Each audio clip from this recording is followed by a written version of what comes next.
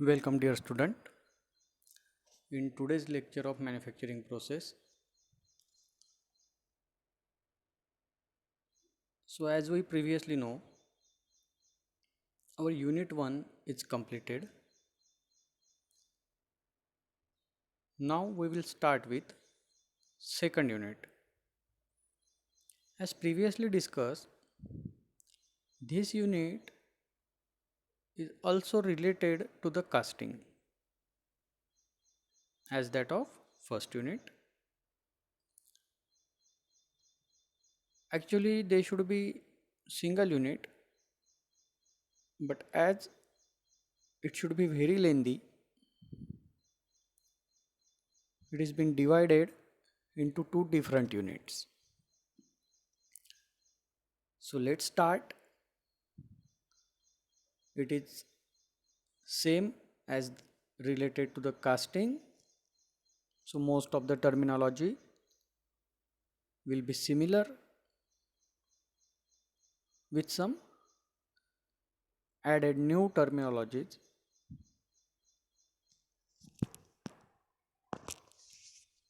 So our unit is gating system and casting processes.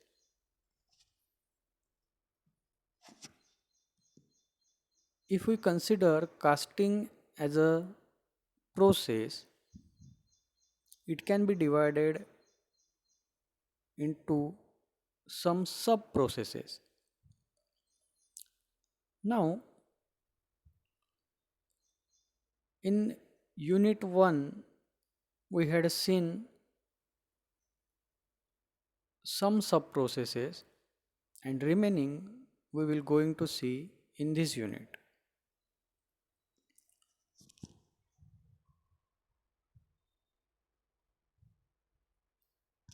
So let's have a look what we are going to cover in this unit. First one is a getting design.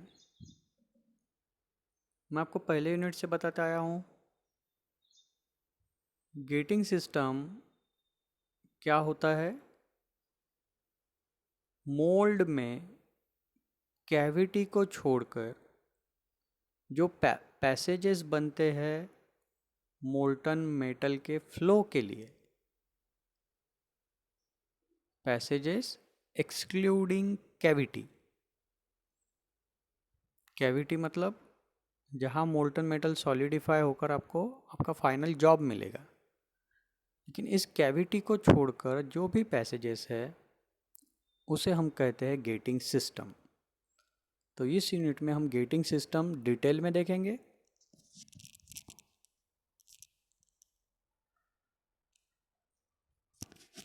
तो पहले तो हम देखेंगे element of getting systems. उस passage जो हम बनाते हैं उसमें कौन से कंपोनेंट होते हैं. Pouring equipments. मोल्टन मेटल को कैविटी में पोर करने के लिए जो इक्विपमेंट रिक्वायर्ड होते हैं उसे देखना है हमें. राइजर डिज़ाइन,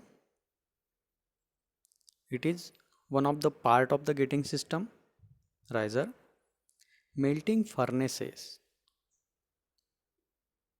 कास्टिंग में आपको मोल्टन मेटल पोर करना है तो सबसे पहले आपको सॉलिड स्टेट से मेटल को कन्वर्ट करना पड़ेगा लिक्विड स्टेट में, and that conversion is called as melting process. This melting process take place in furnaces. तो ये मेल्टिंग प्रोसेस जिस फर्नेस में होती है उसे हमें देखना है. बहुत टाइप के फर्नेसेस है तो उसके हमें टाइप्स देखना है, जैसे इलेक्ट्रिक फर्नेस, इंडक्शन फर्नेस, कुपोला. उसके बाद नेक्स्ट स्टेप होता है आपका जॉब बन गया, आप उसे क्लीन करते हो. कास्टिंग में कुछ अनवांटेड चीज़ें जॉब के साथ कनेक्टेड होती है. सरफेस कभी कभी पूरी तरह से क्लीन नहीं होता तो क्लीनिंग का काम होता है. क्लीनिंग होने के बाद हम इंस्पेक्शन करते हैं. Inspection is a important step in quality control.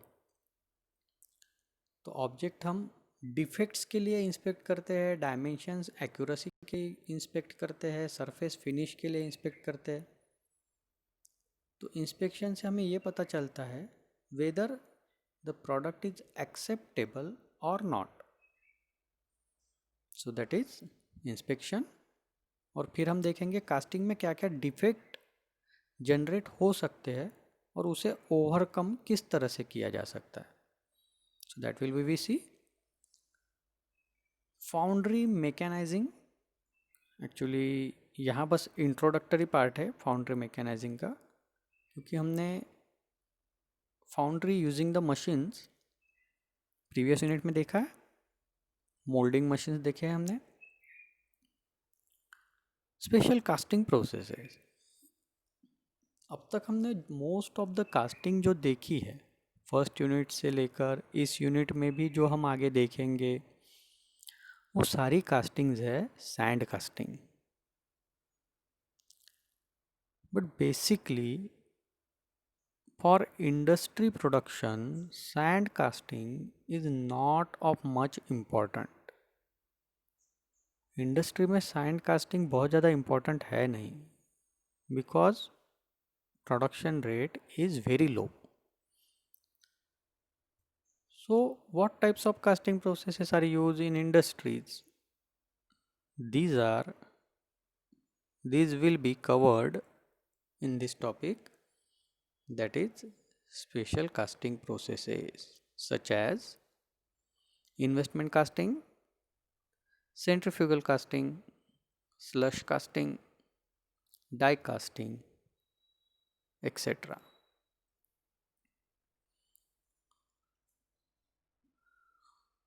So before going further into the casting,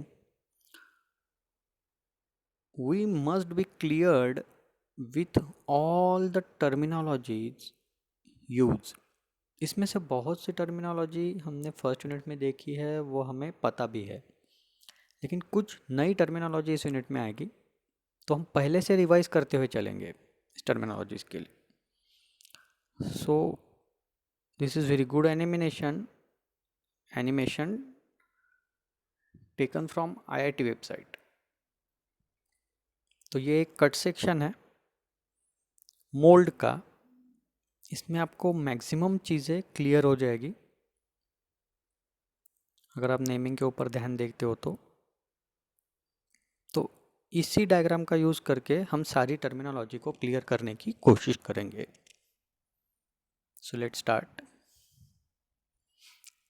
पहला तो है फ्लास्क। फ्लास्क मतलब क्या है?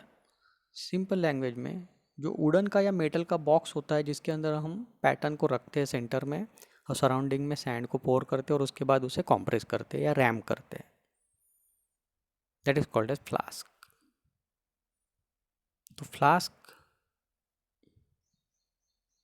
एक तो कभी नहीं होता,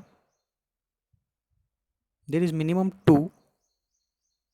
जो बॉटम में रखा हुआ होता है उसे ड्रैग कहते हैं हम, यहाँ देखिए डायग्राम में, और जो टॉप में होता है उसे क्या कहते हैं? कोप कहते हैं। तो फ्लास्क मतलब आउटर बॉक्स जिसके अंदर आपका मोल्ड बनता है।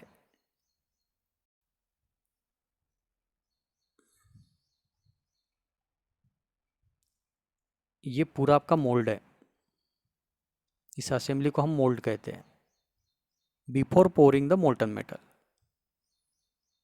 तो फ्लास्क मतलब वो आउटर बॉक्स जिसके अंदर आपकी मोल्ड की असेंबली आप जनरेट करते हो, that is called as flask. So define कैसे करेंगे हम? देखिए, कोप हो सकता है, ड्रैग हो सकता है। बॉटम पोर्शन को हम ड्रैग कहते हैं, टॉप पोर्शन को कोप कहते हैं। अगर मल्टी पीस पैटर्न है, if the pattern is multi piece more than 2 pieces, उस केस में जितने पैटर्न में पीस है उतने ही पीस के बॉक्स आपको लेने पड़ेंगे। यहाँ 2 है, कोप और ड्रैग, लेकिन अगर 3 पीस पैटर्न है तो आपको 3 बॉक्सेस लगेंगे। हर पीस अलग अलग बॉक्स में आपको कैविटी जनरेट करके देगा। मतलब जितने पीस ऑफ पैटर्न उतने नंबर ऑफ बॉक्सेस। तो ये हमेशा ध्यान में रखिए। तो फ्लास्क है क्या? मेटल और wooden frame without fix top और बॉटम, टॉप और बॉटम दोनों तरफ से ओपन होता है, in which the mould is formed, जिसमें मोल्ड बनाया जाता है, मोल्ड की असेंबली जिसमें बनाई जाती है, mould is form depending upon the position of the flask in the moulding structure. Position मतलब ऊपर रखते हो, नीचे रखते हो या बीच में रखते हो। अगर 3 बॉक्सेस आपके पास है तो आप बीच में भी रख सकते हो। तो उसके ऊपर उसका नाम दिया जाता है। It is referred by the various name such as drag, lower moulding flask जो नीचे रखा जाता है हमेशा, कोप अपर मोल्डिंग फ्लास्क जो हमेशा ऊपर रहता है, and cheek intermediate moulding flask use in 3 piece moulding. Cope और ड्रैग के बीच में जो रखेंगे हम उसे कहते हैं चिक। अगर थर्ड बॉक्स है तो, अगर 3 पीस का आपका पैटर्न है तो बीच में एक और बॉक्स आएगा। अगर 4 पीस का पैटर्न है तो बीच में 2 बॉक्स आएंगे और दोनों को हम चिक ही कहते हैं।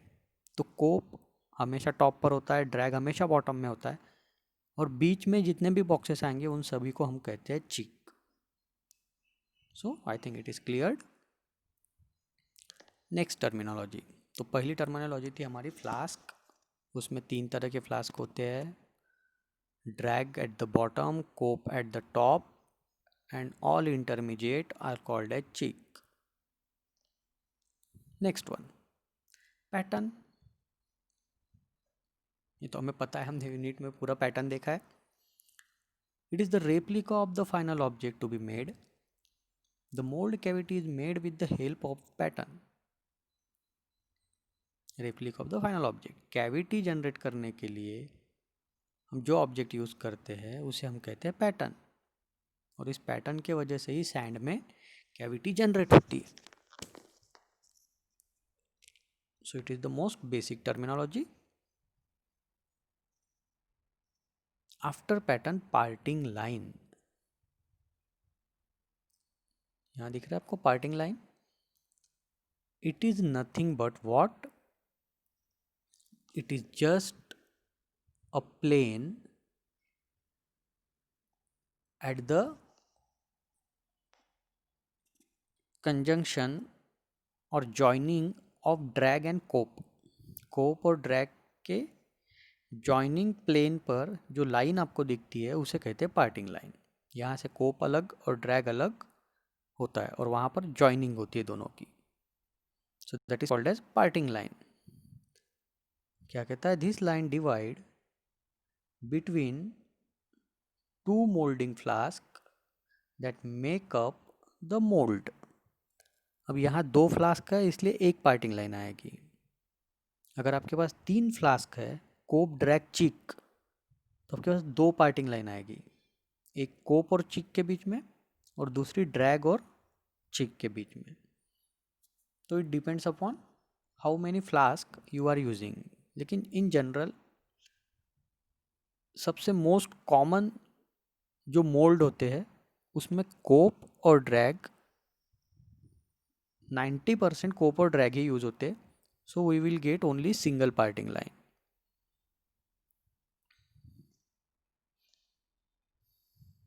Next terminology, moulding sand. Mould में जो जो पार्ट आ रहे हैं वो हम देख रहे हैं। मोल्डिंग सैंड, सैंड के बिना मोल्ड बन नहीं सकता क्योंकि हम अभी तक जो देख रहे हैं वो सैंड कास्टिंग है। Sand which bind strongly without losing its permeability to air or gases। Sand generally use ही इसलिए होता है कि सैंड एक सॉलिड स्ट्रक्चर जनरेट कर सकता है, लेकिन कैसा स्ट्रक्चर? जो पोरस है, वहाँ से आपके गैसेस इजीली एस्केप हो सकते हैं एटमॉस्फेयर में, लेकिन उसी के साथ वो इतना भी पोरस नहीं है कि वहाँ से लिक्विड एस्केप हो जाए। सोसाइटी का यही होता था, आप लिक्विड मेटल उसमें पोर करते और वो उस होल में से बाहर निकल जाता, लेकिन वो बस गैसेस को अलाउ करता है। पोर इतने छोटे छोटे होते हैं कि वहाँ से बस गैसेस अलाउ हो सकते हैं। सो it is a mixture of silica sand, clay and moisture in appropriate proportion.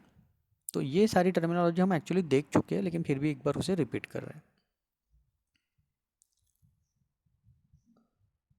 Core, we also know very well about core. Core क्या होता है?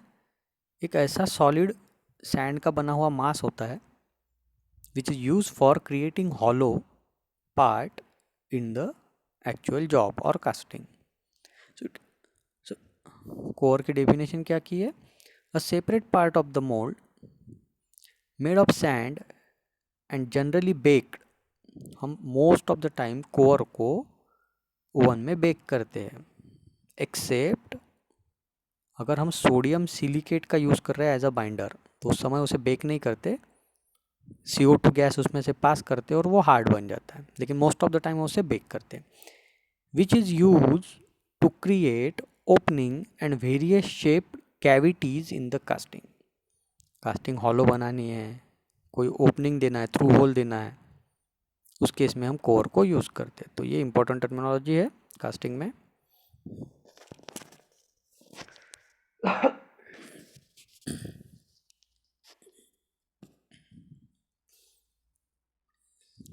Next terminology, pouring basin. अब यहाँ से हम नई टर्मिनोलॉजी स्टार्ट करते हैं, और ये पहली टर्मिनोलॉजी है जो गेटिंग सिस्टम का पहला पार्ट है, दैट इज पोरिंग बेसिन। आप इस एनिमेशन में जो रेड कलर फिल होते हुए देख सकते हो, ये है आपका मोल्टन मेटल। जो रेड कलर आप दिख रहे हो धीरे धीरे फिल होते हुए, वो है मोल्टन मेटल। ये मोल्टन मेटल जहाँ से स्टार्ट होता है वो है पोरिंग पॉइंट। यहाँ से आप मोल्टन मेटल पोर करते हो, और वो धीरे धीरे धीरे धीरे पैसेज से होकर कैविटी में जाता है। मोल्ड कैविटी आप देख सकते हो, यहाँ पर मोल्ड कैविटी लिखा हुआ है, इस कैविटी में जाता है। ये कोर यहाँ पर रखा हुआ है, वर्टिकल कोर, जिसके वजह से आपका क्या हो जाएगा, हॉलो कास्टिंग जनरेट होगी, और धीरे धीरे वो मोल्टन मेटल ऊपर की तरफ फिर से सरफेस पे राइज होता है। मतलब ये आपका टॉप सरफेस है, कोप का टॉप सरफेस। यहाँ पर ऊपर की तरफ दो बड़े होल आपको दिख रहे हैं, one is a pouring basin, second is a open riser, और राइजर सिंपली राइजर भी कहते हैं उसे यहाँ पर। तो पोरिंग बेसिन ये टॉप सरफेस पे होता है, और उसके साथ राइजर भी टॉप सरफेस पे होता है।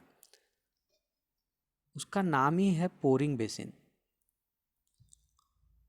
तो पोरिंग बेसिन मतलब जहाँ से मोल्टन मेटल पोर होता है वो फनल शेप का होता है।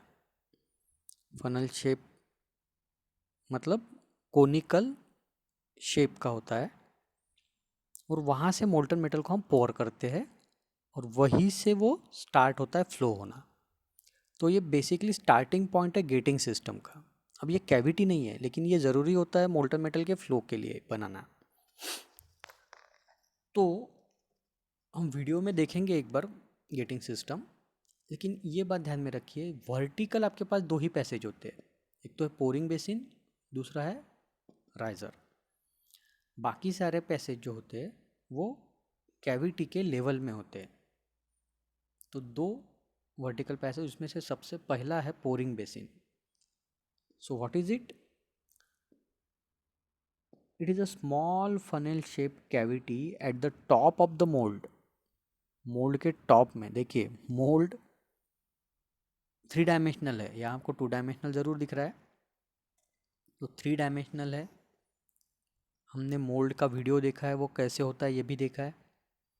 तो वर्टिकल जो पैसेज बनते हैं उसे हम कहते हैं पोरिंग बेसिन, और ये एकदम टॉप में होता है। तो ये पूरा पोरिंग बेसिन नहीं है, ये इतना पोर्शन बस पोरिंग बेसिन है, ये नीचे वाला पोर्शन पोरिंग बेसिन नहीं है, ये ध्यान में रखिए, ऊपर का top portion. So what is it? It is a funnel shaped cavity at the top of the mold into which the molten metal is poured। तो यहाँ से आपका पोरिंग स्टार्ट होता है मोल्टन मेटल का। ये पहला पार्ट है गेटिंग सिस्टम का, pouring basin. Next sprue mould. अब हम एक के बाद एक, ये सारे कनेक्टेड है। पोरिंग स्प्रू मतलब जो पोरिंग बेसिन के साथ कनेक्टेड है, that is called a sprue. यहाँ पर उसने नाम दिया नहीं है स्प्रू का, but this portion is sprue. मतलब यहाँ तक आपका पोरिंग बेसिन है, इसके नीचे जो पोर्शन यहाँ तक है, this portion is nothing but sprue.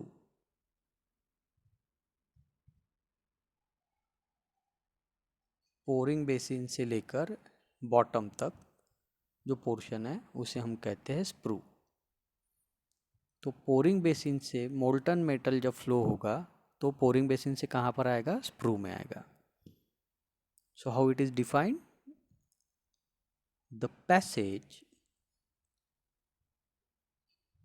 through which the molten metal from pouring basin reaches the mold cavity। Simple definition है, ये पोरिंग बेसिन से मोल्टन मेटल को लेके जाता है कहाँ तक, मोल्ड कैविटी तक। उसे हम कहते हैं स्प्रू। ये भी वर्टिकली सिचुएटेड होता है। ये भी कैसे होता है, वर्टिकल प्लेन के ऊपर। In many cases it controls the flow of molten metal into the mould. Flow कैसा होना चाहिए, फास्ट होना चाहिए, स्लो होना चाहिए, ये डिपेंड होता है शेप साइज के ऊपर। तो ये सारे जो टर्मिनोलॉजी हम देख रहे हैं, ये सारी की सारी इंपॉर्टेंट टर्मिनोलॉजी है। तो गेटिंग सिस्टम का सेकंड पार्ट है स्प्रू, और ये वर्टिकल होता है। पोरिंग बेसिन टॉप प्लेन पर बना हुआ होता है, टॉप सरफेस पर, और वहाँ से जो वर्टिकल कनेक्शन होता है उसे हम कहते हैं sprue. So after sprue next one is a runner. देखिए डायग्राम में आप देख सकते हो रनर किसे कहते हैं। स्प्रू से जो पार्ट कनेक्ट करता है कैविटी को, ये एक हॉरिजॉन्टल पैसेज होता है, इसे कहते हैं रनर। फ्रॉम द स्प्रू, तो पोरिंग बेसिन से स्प्रू में, स्प्रू से रनर में, और रनर से कैविटी में। इस तरह से फ्लो होगा आपका मोल्टन मेटल का। So this portion up to this point is called as runner. Sorry, यहाँ से लेकर यहाँ तक, इस पोर्शन को हम क्या कहते हैं, रनर। इसे हम कहते हैं रनर। तो रनर क्या है, the channel through which the molten metal is carried from the sprue to the gate. From the sprue to the gate. Gate मतलब एक्चुअल एंट्री पॉइंट। हमारे घर का गेट होता है, वहाँ से क्या होता है, हम घर में एंट्री करते हैं। तो मोल्टन मेटल जहाँ से कैविटी में एंट्री करेगा, वो एक्चुअल पोर्शन, उसे हम कहते हैं गेट। तो रनर के बाद तुरंत क्या आएगा आपका, गेट। गेटिंग सिस्टम मतलब पूरा का पूरा पैसेज, और गेट सिस्टम के साथ अगर नहीं आता है, ओनली गेट मतलब वो एक्चुअल एंट्री पॉइंट जहाँ से मोल्टन मेटल रनर से कैविटी में एंट्री करेगा। और गेटिंग सिस्टम मतलब वो पूरा का पूरा पैसेज सिस्टम जहाँ से मोल्टन मेटल फ्लो होता है, पूरा का पूरा। तो गेट और गेटिंग सिस्टम ये दोनों अलग अलग चीज़ है। Gate is a part of gating system. So that is runner. तो हमने देखा पोरिंग बेसिन, पोरिंग बेसिन पहले देखा, उसके बाद स्प्रू, ये वर्टिकल पैसेज, और अब देख रहे हैं रनर, ये horizontal passage. Moving next, gate. तो जैसे कि बताया, a channel through which the molten metal enters the mould cavity.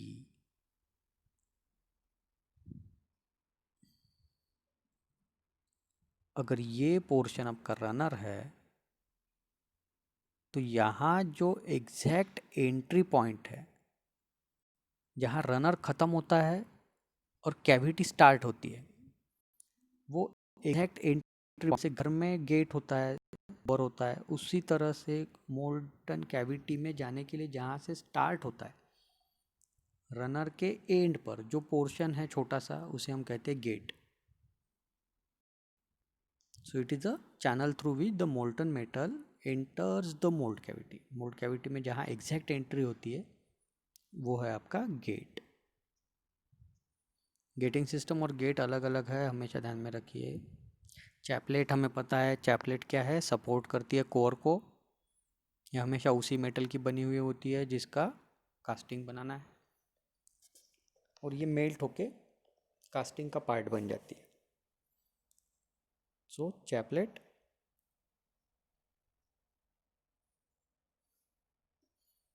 Next one is a riser. यहाँ आप देख सकते हो राइजर को। दिस वर्टिकल पैसेज, पहला वर्टिकल पैसेज आपके पास ये था, ये स्प्रू था। दूसरा वर्टिकल पैसेज अपोजिट एंड पे होता है, ये भी टॉप तक जाता है मोस्ट ऑफ द केसेस में। डिपेंड है टाइप ऑफ राइजर पे, लेकिन मोस्ट ऑफ द केसेस में टॉप पर जाता है। इसे कहते हैं राइजर, क्योंकि यहाँ से मोल्टन मेटल नीचे आता है, मोल्ड कैविटी में फिलअप होता है, और यहाँ से वो क्या कर रहा है देखिए, it is rising upward. That's why it is called as riser. Molten metal rise होता है ऊपर की तरफ। तो डिफाइन कैसे करेंगे हम? A column of molten metal place in the mould to feed the casting as it shrinks and solidifies, also known as feed head।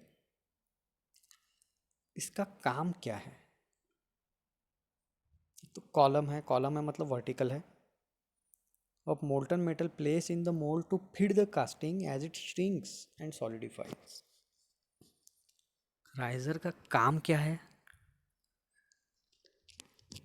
उसका मेजर काम ये है कि जब मेटल का श्रिंकेज होगा तो धीरे धीरे डायमेंशन कम होगा, और अगर आपने एक्स्ट्रा मोल्टन मेटल नहीं रखा है एक्सेस क्वांटिटी में, तो श्रिंकेज के बाद आपको कैविटी में मोल्टन मेटल कम पड़ जाएगा। तो एक्चुअल कास्टिंग जब सॉलिडिफाई होगी पूरी तरह से, तब उसका साइज कैविटी के साइज से कम हो जाएगा। इसीलिए हम एक्स्ट्रा मेटल का सप्लाई उसे हमेशा देते रहते हैं। और ये कहाँ से देते हैं? It is given from the riser. तो इस कैविटी को श्रिंकेज के लिए जो एक्स्ट्रा मेटल का सप्लाई हम देते हैं, ये सप्लाई मोस्टली राइजर से दिया जाता है। तो ये राइजर का काम क्या है? जैसे जैसे यहाँ श्रिंकेज होगा, वहाँ से ये मोल्टन मेटल फिर से कैविटी में जाना स्टार्ट हो जाएगा। हाँ, कुछ मोल्टन मेटल आपका पोरिंग बेसिन से भी जाएगा, लेकिन हम ये बाद में डिटेल में देखते हैं कि राइजर से ही क्यों मोल्टन मेटल यहाँ पर जाएगा, पोरिंग बेसिन से क्यों नहीं जा सकता। उसके पीछे एक अलग रीज़न है, वो हम जब राइजर देखेंगे तब आपको क्लियर होगा। तो अभी इतना ही समझ लीजिए कि ये एक वर्टिकल पैसेज है जिसमें हम मोल्टन मेटल को फिलअप करके रखते हैं, ताकि जहाँ पर अगर कैविटी में कुछ श्रिंकेज होता है तो ये मोल्टन मेटल का सप्लाई कैविटी को मिलता रहे। जो भी मोल्टन मेटल यहाँ पर कम पड़ रहा है वो राइजर से हम प्रोवाइड करते रहते हैं। So that is the riser. तो आपके पास दो वर्टिकल कॉलम है, पहला स्प्रू ये वाला, और दूसरा है आपका राइजर। दोनों एग्जैक्टली अपोजिट एंड पर होते हैं।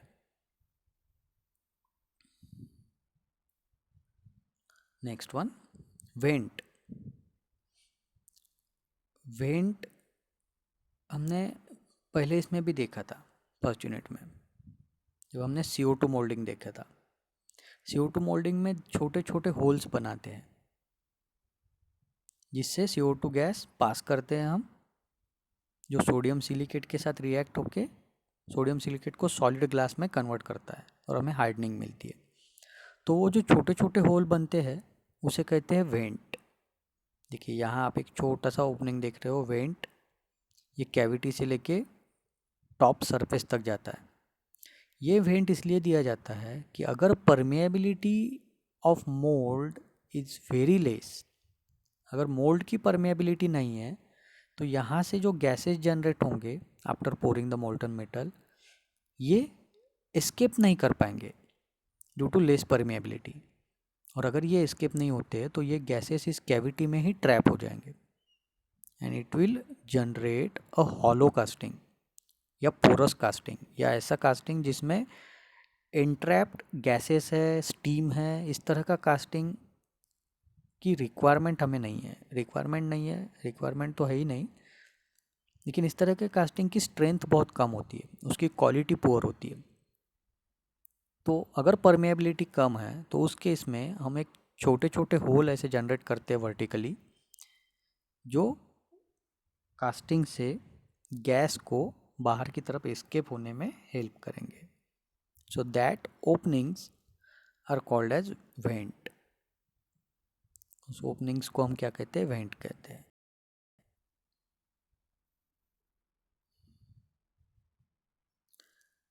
नाउ ये तो होगी टर्मिनोलॉजी, तो अच्छे से आपको ध्यान में रखनी है सारी टर्मिनोलॉजी, हर पार्ट कहाँ पर है, उसका यूज क्या है।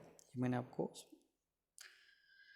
डिटेल में तो नहीं बताया, डिटेल में हम उसे जब एक एक पार्ट देखेंगे अलग से तो अब देखेंगे डिटेल में। Now what are the steps in making sand casting? इसमें से कुछ स्टेप हमने फर्स्ट यूनिट में देखी है और रिमेनिंग स्टेप हम सेकंड यूनिट में देखेंगे। So what are the steps actually? Let's सी।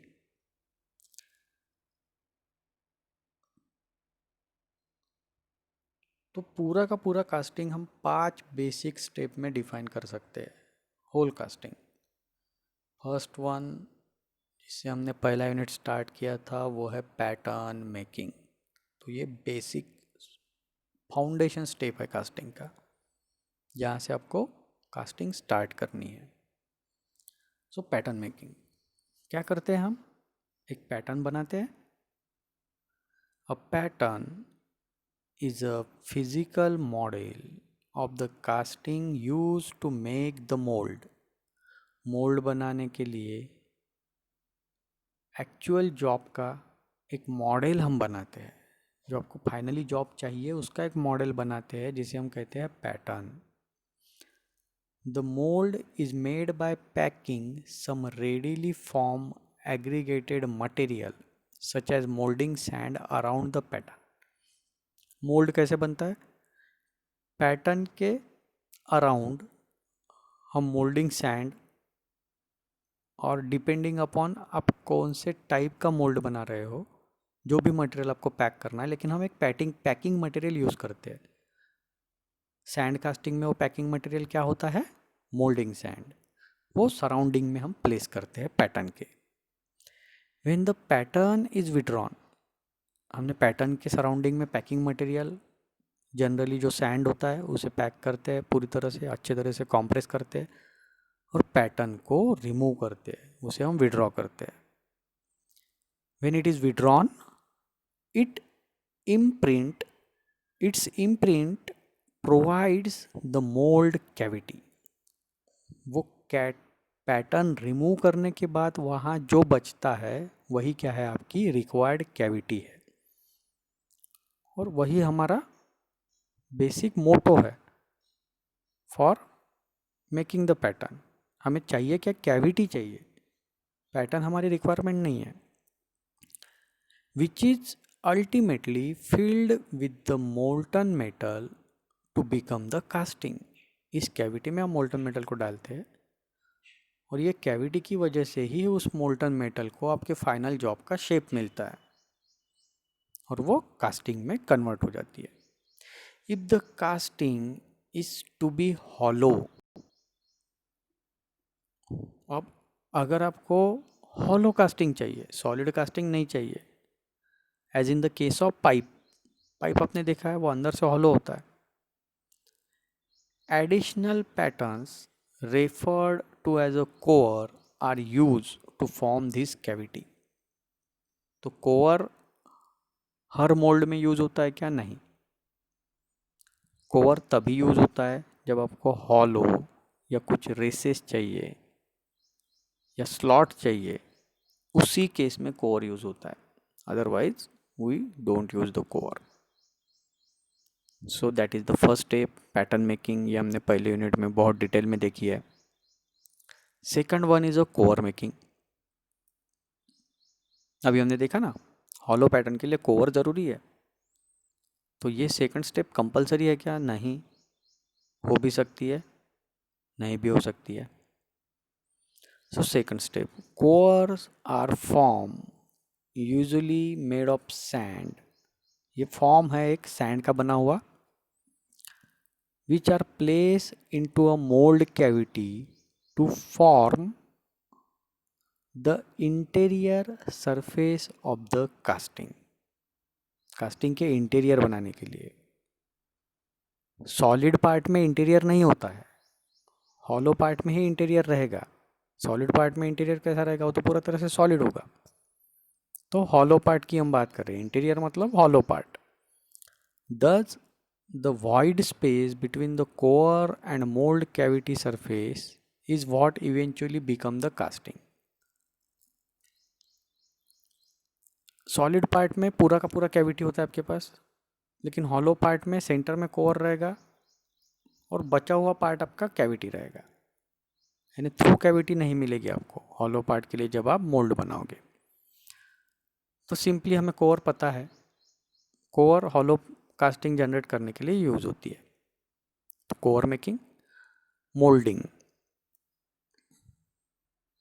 इस सारे असेंबली को मतलब कैविटी, सारा गेटिंग सिस्टम, और गेटिंग सिस्टम मतलब passage for flow of the molten metal, जो हमने अभी टर्मिनोलॉजी में देखा है, वो पूरा का पूरा मोल्ड का आपका बेसिक डायग्राम था. तो उसमें जो भी कंपोनेंट है उन सब की असेंबली आपका क्या है? मोल्ड है. So moulding consist of all operations necessary to prepare a mould for receiving molten metal. ऐसे सारे ऑपरेशन का कॉम्बिनेशन जो मोल्ड बनाने के लिए लगते हैं. लेकिन कैसा मोल्ड? जिसमें आप मोल्टन मेटल पोर कर सकते हो. यानी रेडी टू पोर मोल्ड के लिए जो भी ऑपरेशन रहते हैं उसे हम कहते हैं moulding. Moulding usually involves placing a mould aggregate around a pattern held with the supporting frame. Cope or drag box में हम पैटर्न को रख के उसके सराउंडिंग में सैंड को डालते हैं. उसके बाद विड्रॉइंग द पैटर्न, पैटर्न को रिमूव करते हैं to leave the mould cavity. अब उसके बाद हमें क्या मिलता है? कैविटी मिलती है. सेटिंग द कोर, ये इफ रिक्वायर्ड है इन the mould cavity. Finishing and closing the mould, सारे पैसेजेस बनाया मतलब गेटिंग सिस्टम बनाना, कोर को रखना, और फिर दोनों कोप और ड्रैग पोर्शन को क्लोज करना, एक दूसरे के साथ कनेक्ट करना. ये आपकी प्रोसेस है मोल्डिंग की.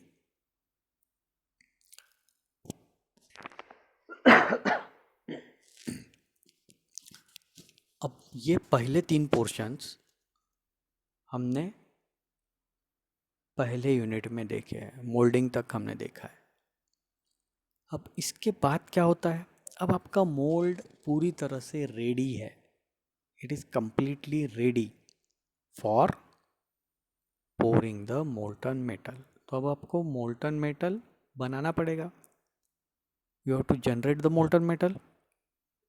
Now for that process is a fourth process, melting of molten metal and pouring it into the available mold. The preparation of molten metal for casting is referred to simply as a melting. उसे हम क्या कहते हैं? melting.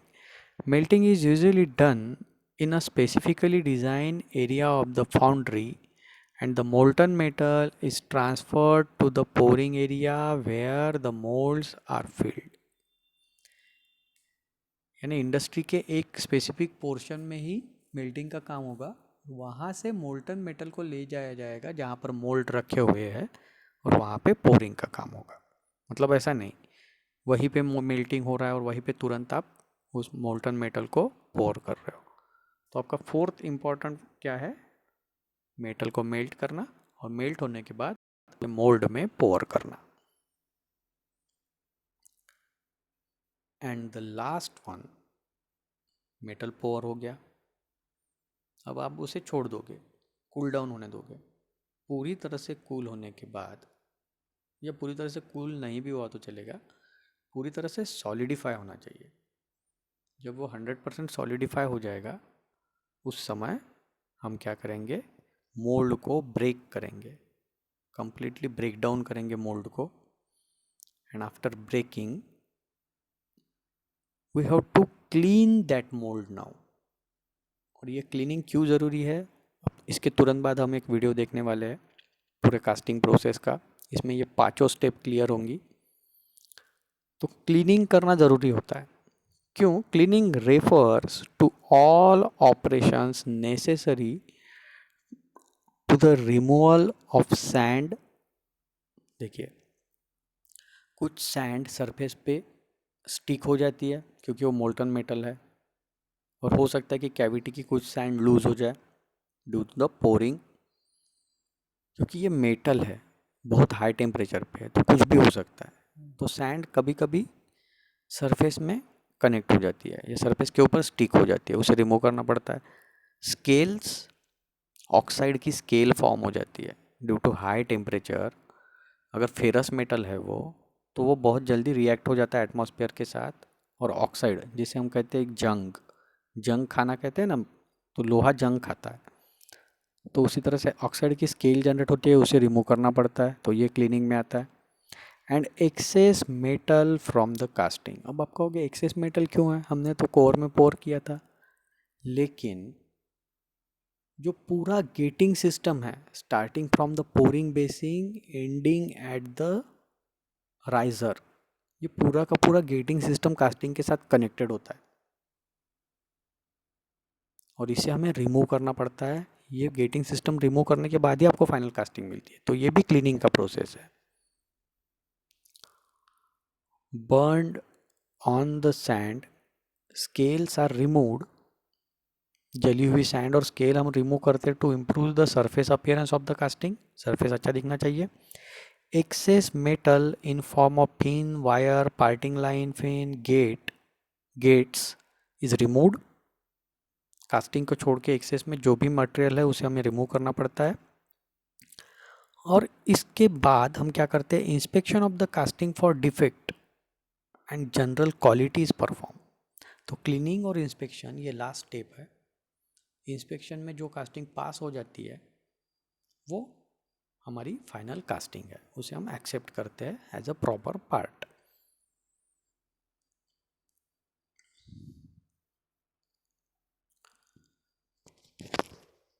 तो से आपको पूरी step up clear होगी। एक ट्री डायग्राम है। मोल्डिंग, पहला स्टेप क्या है आपका, मोल्डिंग। मोल्डिंग में क्या क्या आता है, मोल्ड बनाने के लिए क्या क्या ज़रूरी है, तो पहले आपको पैटर्न बनाना है, तो pattern making is a part of moulding. Core making is also part of moulding. एक मोल्ड बनाने के लिए क्या क्या ज़रूरी है वो सारा मोल्डिंग का पार्ट है। गेटिंग सिस्टम्स, पैसेज भी जनरेट करना है आपको, तो पहले पैटर्न बनाओगे, पैटर्न से कैविटी बनेगी। अगर हॉलो कास्टिंग है तो आपको कोर बनाना पड़ेगा उसे हॉलो बनाने के लिए। अब कैविटी बन गई, कोर भी बन गई, लेकिन मोल्टन मेटल एंटर कहाँ से करेगा, तो उसे एंट्री पॉइंट देना पड़ेगा, एग्जिट पॉइंट देना पड़ेगा, तो वो किस में आता है, गेटिंग सिस्टम में। तो ये तीनों पार्ट आपके मोल्डिंग में आते हैं। अब मोल्डिंग के बाद आपको आउटपुट क्या मिलता है, ये इनपुट है। ये इनपुट जब आप अप्लाई करोगे तो इस अप्लीकेशन प्रोसेस को कहते हैं मोल्डिंग प्रोसेस, और इसका आउटपुट आपको क्या मिलेगा, वो है मोल्ड। तो मोल्डिंग प्रोसेस का आउटपुट आपका फाइनल मोल्ड है, और ये मोल्ड के लिए रॉ मटेरियल क्या रिक्वायर्ड है? रॉ मटेरियल रिक्वायर्ड है सैंड। तो ये प्रोसेस हम अप्लाई करते हैं मोल्डिंग में। रॉ मटेरियल होता है सैंड और आपको फाइनल आउटपुट मिलता है मोल्ड। तो ये हो गई फर्स्ट स्टेप। अब मोल्ड के बाद मोल्ड रेडी है, अब उसमें डायरेक्ट मोल्टन मेटल करना है, तो पोरिंग इनटू मोल्ड, ये आपकी सेकंड स्टेप हो गई। तो पोरिंग के लिए आपको क्या लगेगा? मेटल को मेल्ट करना पड़ेगा। तो मेटल अगर मेल्ट नहीं करोगे तो पोर नहीं हो पाएगा। सो पहले आपको मेल्ट करना है। तो मेल्टिंग के लिए क्या रिक्वायर होता है? फर्नेस। फर्नेस होते हैं, फर्नेस में ही मोल्ड मेटल को हम मेल्ट करते हैं। पोरिंग हो गया, हमने फर्नेस में मेटल को मेल्ट किया, फिर मोल्ड में उसे पोर किया। उसके बाद क्या होगा? सॉलिडिफिकेशन। अब उसे हम छोड़ देंगे कूल होने के लिए या सॉलिडिफाई होने के लिए। After solidification you will get the product which is called as casting. अब ये कास्टिंग मिल तो गया आपको, लेकिन ये डायरेक्टली नहीं मिलेगा। उसके लिए आपको क्या करना पड़ेगा? शेकआउट। शेकआउट मतलब मोल्ड को ब्रेक करने की प्रोसेस। मोल्ड ब्रेक करने के बाद ही आपको कास्टिंग मिलेगा। And removal of riser and gates. जो गेटिंग सिस्टम है आपका starting from pouring basin up to the riser, उसे रिमूव करना। तभी जाके आपको क्या मिलता है? जॉब। उसका एक्सेस मटेरियल रिमूव करने के बाद heat treatment. In some cases heat treatment is required for improving the physical properties of the job. क्योंकि इन जनरल जब आप बहुत हाई टेम्परेचर पे मेटल को लेके जाते हो और फिर उसे कूल डाउन करते हो तो उसका हार्डनेस तो बहुत बढ़ जाता है, लेकिन स्ट्रेंथ कम हो जाती है, टफनेस कम होता है। स्ट्रेंथ भी नहीं कहेंगे हम उसे, टफनेस कहेंगे। देखिए हार्डनेस क्या है? Hardness is a property which resist the scratch on the surface. Surface पे स्क्रैच को रेजिस्ट करने की प्रॉपर्टी है hardness. And toughness is a property which can withstand the vibration और इम्पैक्ट लोड।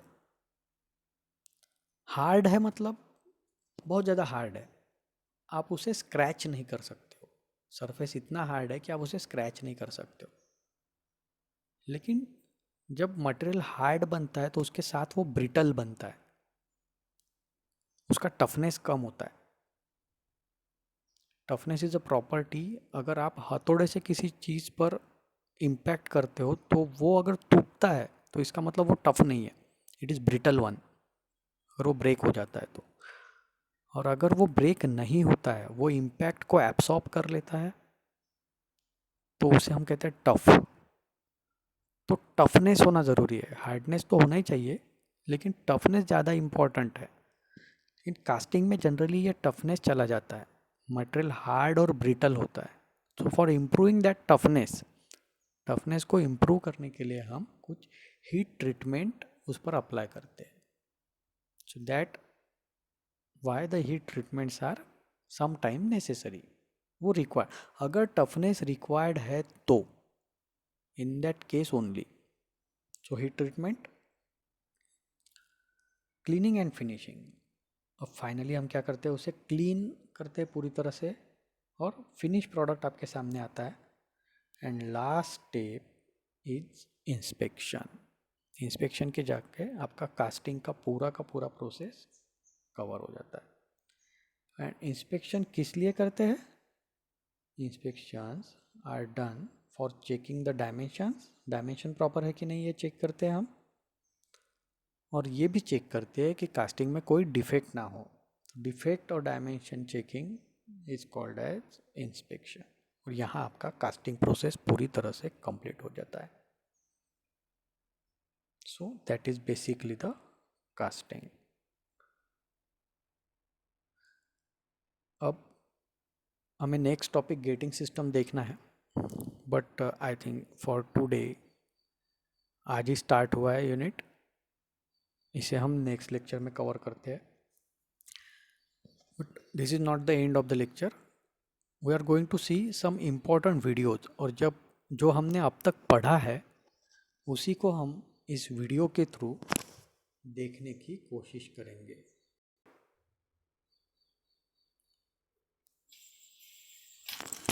ये कास्टिंग प्रोसेस है, आपका पूरा रिवीजन हो जाएगा इस वीडियो में।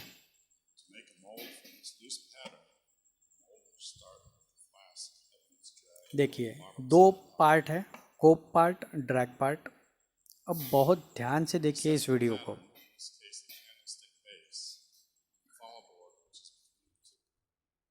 ये है डस्टिंग सैंड, हमने टाइप ऑफ सैंड देखी है। ये डस्टिंग सैंड है जिसे पार्टिंग सैंड भी कहते हैं। ये सैंड एकदम पाउडर की तरह होती है और इसलिए यूज़ की जाती है कि कोई पार्ट किसी के साथ स्टिक ना हो जाए। तो सबसे पहले हम नीचे पैटर्न रखते हैं, उसके ऊपर डस्टिंग सैंड को डस्ट करते हैं ताकि पैटर्न इजीली रिमूव हो जाए। आपका मोल्ड बनने के बाद पैटर्न इजीली रिमूव हो जाए।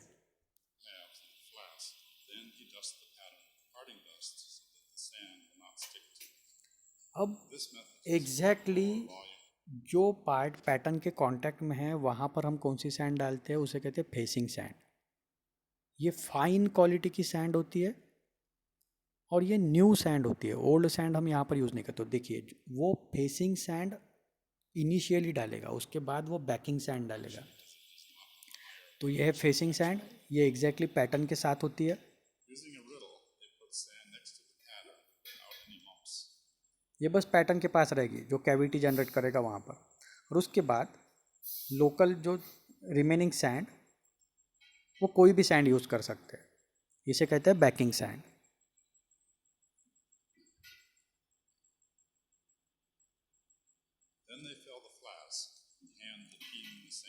अब रैमिंग होगा।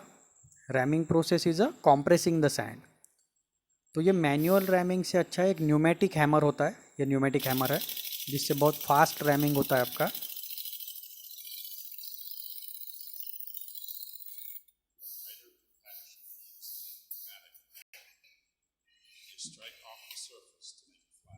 तो ये एक पोर्शन कंप्लीट हो गया, एक हाफ कंप्लीट हो गया। अब नेक्स्ट पोर्शन, अब सेकंड हाफ हम कंप्लीट करेंगे। देखिए, ये पैटर्न है जो सेंटर में है, ये पैटर्न है, ये मेटेलिक पैटर्न है। तो एक तरफ का कंप्लीट हो गया, अब दूसरी तरफ का कंप्लीट करेंगे। मेटल का पैटर्न है ये। और ये जो पोर्शन आपको दिख रहा है टॉप पे, ये टॉप पे जो भी पोर्शन है, ये पूरा सरफेस, ये टॉप सरफेस, पैटर्न के सराउंडिंग का सरफेस, ये सरफेस है आपका पार्टिंग सरफेस। अब इसे ही आप जब 2 डायमेंशन से या फ्रंट से देखोगे तो आपको वो लाइन दिखेगा। ये सरफेस कैसे दिखेगा? लाइन। उसी लाइन को हम कहते हैं पार्टिंग लाइन। फिर से बताऊंगा मैं आपको ये क्या है। तो ये पार्टिंग सरफेस है जो आपको वाइट कलर का सरफेस दिख रहा है, जो डस्टिंग सैंड की वजह से हुआ है। और ये मेटल का पैटर्न है, हम यहाँ पे मेटालिक पैटर्न यूज़ कर रहे हैं। अब जो भी कुछ ये हो रहा है, ये हाथ से जो भी कुछ बना रहा है, ये है गेटिंग सिस्टम। ये गेटिंग सिस्टम है।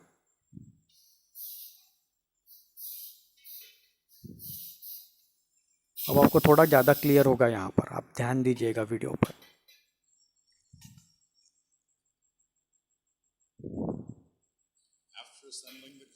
उसने जो मार्क किया है वहाँ पर, वो गेटिंग सिस्टम है। फिर से डस्टिंग सैंड डाले जाएंगे, या जिसे कहते हैं पार्टिंग सैंड। देखिए, उसे पार्टिंग सरफेस क्यों कहते हैं? क्योंकि दोनों कोप और ड्रैग बॉक्स यहाँ पर कनेक्ट होते हैं। ये 2 वर्टिकल रॉड इसलिए यूज़ किए जा रहे हैं क्योंकि वर्टिकल पैसेज बनाने हैं आपको। अभी हमने टर्मिनोलॉजी देखी जिसमें वर्टिकल पैसेज क्या है। First one is a sprue, second one is a riser. 2 he vertical passage होते हैं, एक होता है स्प्रू, दूसरा होता है राइजर। तो देखिए वो किस तरह से बनाते हैं।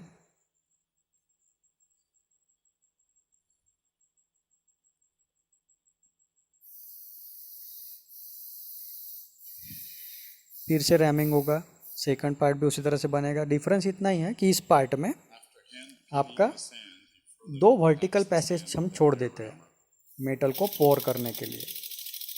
पहला स्क्रू है जहाँ से मेटल एंटर करता है, दूसरा राइजर है जहाँ पर मेटल राइज होता है।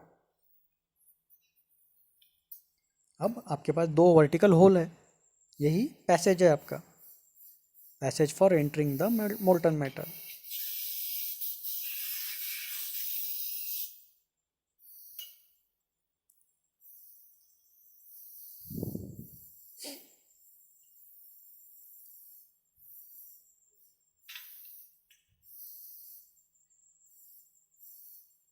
अब बची हुई गेटिंग सिस्टम बनानी है आपको। अब बची हुई गोल्ड गेटिंग सिस्टम, तो आपका पोरिंग बेसिन और स्प्रू तो बन गया। अब इसके बाद बचता है रनर।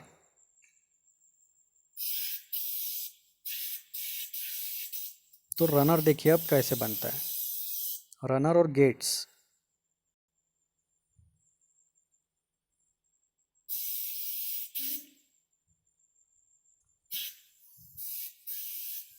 ये वीडियो को आपको ध्यान से देखना है, यहाँ से most of the concept clear हो जाएगी।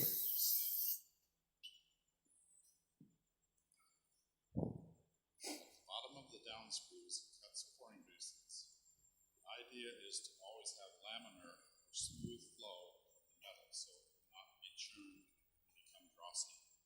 देखिए Thin metal cutter ये जो follows the portion path for the metal. Surrounding में कट किया जा रहा है, ये है रनर।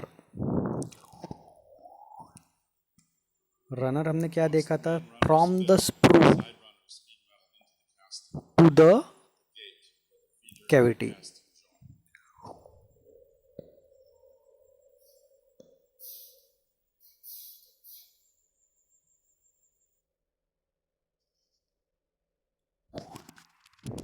इसको थोड़ा पॉज करता हूँ मैं।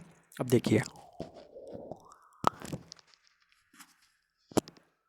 ये सराउंडिंग का पोर्शन, यहाँ से मोल्टन मेटल एंटर होगा वर्टिकल पैसेज से, यहाँ तक आएगा।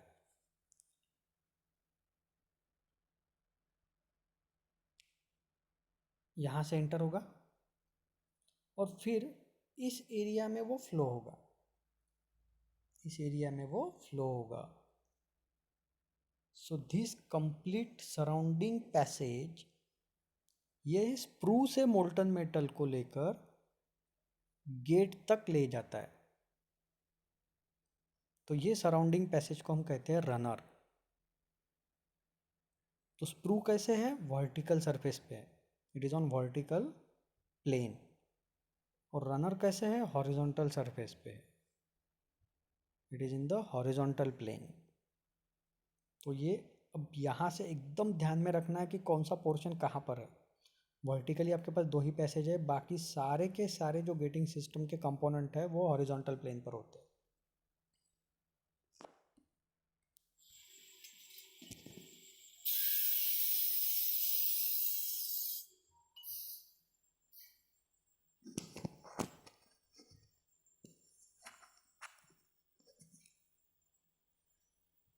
तो मैनुअल कास्टिंग में गेटिंग सिस्टम हाथ से ही बनता है, लेकिन मशीन कास्टिंग में गेटिंग सिस्टम ये पैटर्न के ऊपर बना हुआ होता है, वो पैटर्न की वजह से गेटिंग सिस्टम बनता है।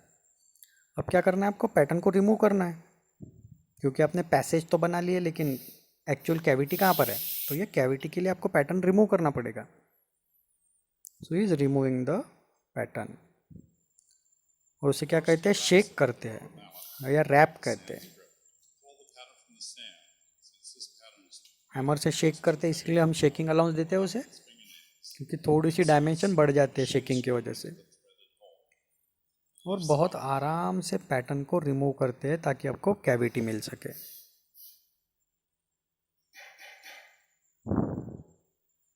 देखिए कितनी अच्छी क्वालिटी की कैविटी मिली है।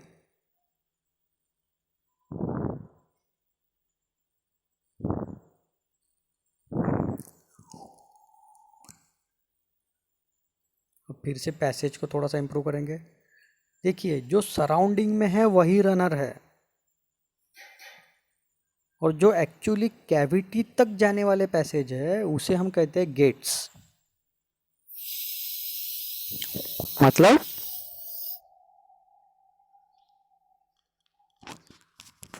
रनर कौन सा है, यहाँ से मोल्टन मेटल आएगा, इस तरह से फ्लो होगा। ये रेड कलर में मैंने जो हाईलाइट किया है वो पोर्शन को कहते हैं हम रनर। लेकिन एक्चुअली रनर से कैविटी तक ये दिख रहा है आपको पैसेज, ये रनर से मोल्टन मेटल को लेके जाएंगे एक्चुअली कैविटी में। इस ग्रीन कलर से हाईलाइट किए हुए पैसेज को कहते हैं गेट्स। ये गेट्स है क्योंकि यहाँ से एक्चुअली एंट्री पॉइंट है, तो एक्चुअल एंट्री पॉइंट को हम गेट कहते हैं, और जो सराउंडिंग का पैसेज है उसे कहते हैं रनर। तो बहुत ज़्यादा कन्फ्यूज होने की ज़रूरत नहीं है। वर्टिकल पैसेज होता है वो है स्प्रू, जहाँ से एंट्री होती है। उसके बाद जो मोल्टन मेटल फ्लो होता है वो है रनर, और एग्जैक्ट एंट्री पॉइंट जो होते हैं जहाँ से एंट्री करता है मोल्टन मेटल कैविटी में उसे हम कहते हैं गेट्स। तो रेड पोर्शन में सर्कुलेट जो किया है मैंने, सर्कल बनाया हाईलाइट किया है, वो आपके रनर्स है, और ग्रीन से जो हाईलाइट किया है वो आपके गेट्स है।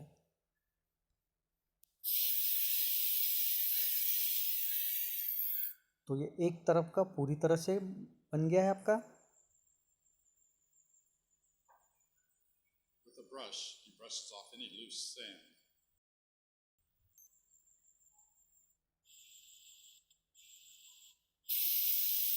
Two strainers.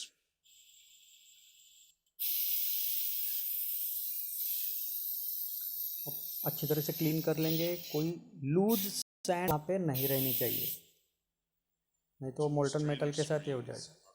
ये दो प्लेट रखी जाती है,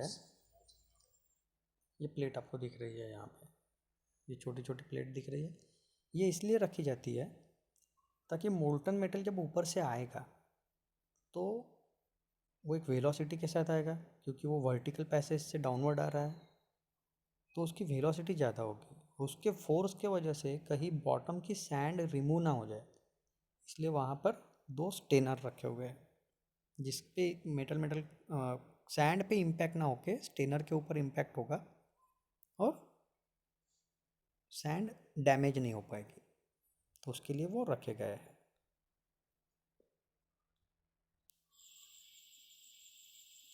अब ये दोनों पोर्शन एक दूसरे के साथ कनेक्ट कर दिए जाएंगे। ये दोनों पोर्शन जिस लाइन पर कनेक्ट होते हैं वही क्या है आपकी पार्टिंग लाइन। जिस डायरेक्शन से देखोगे वो डायरेक्शन से पार्टिंग लाइन है। इस डायरेक्शन से ये पार्टिंग लाइन जिसे कहेंगे कोप और ड्रैग जहाँ साथ में आते हैं, इस डायरेक्शन से देखते हो तो ये आपकी पार्टिंग लाइन है। Parting line is nothing but, वो लाइन नहीं एक्चुअली सरफेस है, लेकिन लाइन उसे कहते हैं क्योंकि 2 डायमेंशन में लाइन दिखती है। Parting line is nothing but a line where cope and drag meet each other, दोनों एक दूसरे के साथ जहाँ पर कनेक्ट होते हैं। They add weight so the liquid metal will not act like a piston, lift and separate the mold. अब This metal is aluminum. आपका मोल्ड रेडी है, अब इसमें डायरेक्टली मोल्टन मेटल को पोर किया जाता है। देखिए मोल्टन मेटल लेके आया है वो आदमी, it will pour it. At the top of the closed mold, you can see that they have ringed out the top of the pouring hole to make a bigger pouring target. By pouring two up, molten metal को पोर कर दिया, metal enters everywhere in the casting faster. No cold shots. पूरी cavity में molten metal circulate हो जाता है।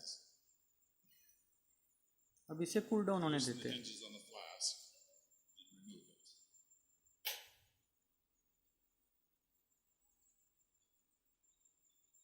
अब cool down होने के बाद आपको ब्रेक करना है। देखिए सैंड को ब्रेक करके रिमूव कर देते हैं। अब ये सॉलिडिफाई हो चुका है तो आपको सैंड को रिमूव करना पड़ेगा। अब देखिए अनवांटेड मेटल मतलब क्या, ये आपको भी पता चलेगा। दिखाई दे रहा है आपको?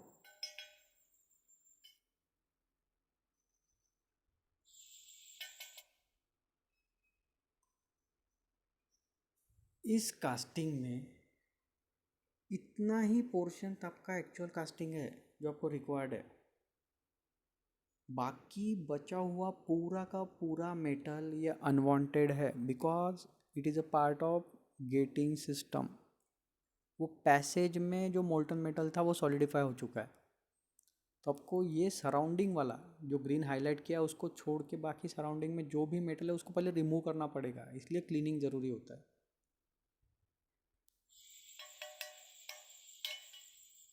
ये सेंटर में जो है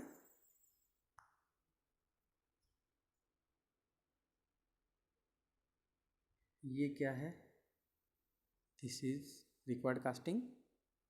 ये कास्टिंग आपका फाइनल प्रोडक्ट है। ये गेट है और ये रनर का पोर्शन है। तो सेंटर में जो पोर्शन है उसे छोड़ के बाकी सभी पार्ट अनवांटेड है, उसे रिमूव करना पड़ेगा।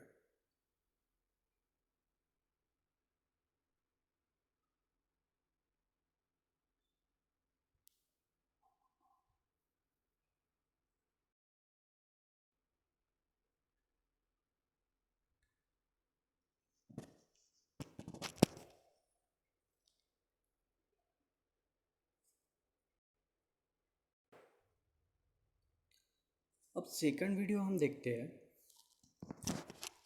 ये कट सेक्शन में पोर किया गया है मोल्टन मेटल को। मोल्ड बनाया पहले एक, उसको सेंटर से कट किया ताकि मोल्टन मेटल कैविटी में कैसे फ्लो होता है ये आपको अच्छी तरह से पता चल सके, और बाद में वो आपको दिखना चाहिए, उसके लिए उसको ग्लास से कवर किया। ये प्रोसेस बहुत ही डेंजरस है, don't try to repeat it, क्योंकि इसमें एक्सीडेंट हो सकता है। मोल्टन मेटल बहुत हाई टेम्परेचर पे होता है, ग्लास उसको बहुत देर के लिए रोक नहीं सकता। लेकिन यहाँ पर आपको फ्लो पूरी तरह से क्लियर हो जाएगा कि एक्चुअल में फ्लो कैसे होता है मोल्टन मेटल का। तो देखिए यहाँ पर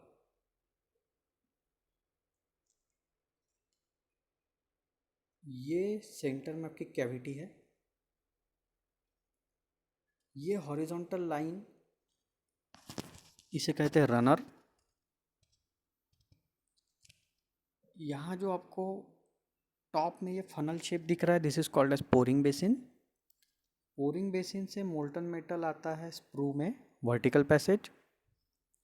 स्प्रू से ये रनर है, और रनर से गेट जो एक्चुअल एंट्री पॉइंट है, और गेट से वो आ जाएगा पूरा कैविटी के अंदर फिलअप हो जाएगा।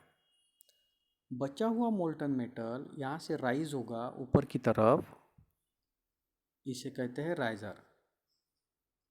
और कैविटी में जब मोल्टन मेटल श्रिंक होना स्टार्ट होगा तो राइजर का काम क्या है, जब यहाँ कैविटी में श्रिंकेज स्टार्ट होगा तो यहाँ का मोल्टन मेटल फिर से रिवर्स पाथ से कैविटी को सप्लाई होगा टू कंपेंसेट द श्रिंकेज। तो ये एक सबसे सिंपल डायग्रामेटिक रिप्रेजेंटेशन है, एक्चुअल रिप्रेजेंटेशन है, डायग्रामेटिक नहीं है। ये कट सेक्शन है एक्चुअल मोल्ड का। पहले मोल्ड बनाया, फिर उसको सेंटर से कट किया ताकि हम उसे क्लियरली देख सके मोल्टन मेटल को पोर होते हुए। So let's see how it looks.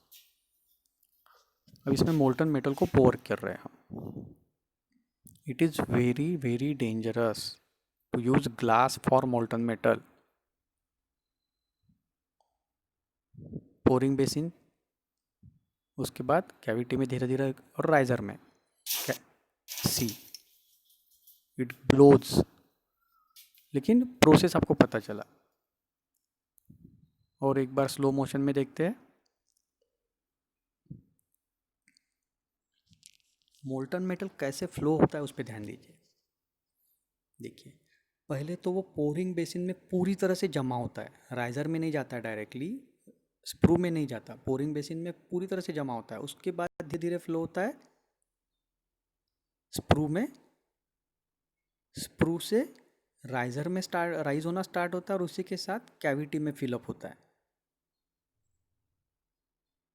धीरे धीरे धीरे धीरे फिलअप होना स्टार्ट होता है, कैविटी को कवर करने लगता है।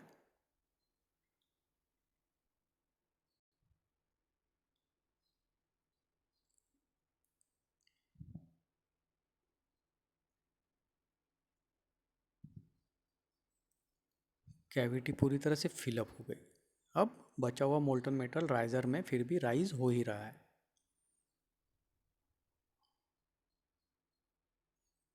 तो अब आपको एग्जैक्टली कास्टिंग क्या है ये पूरी तरह से क्लियर होगा, आई होप सो।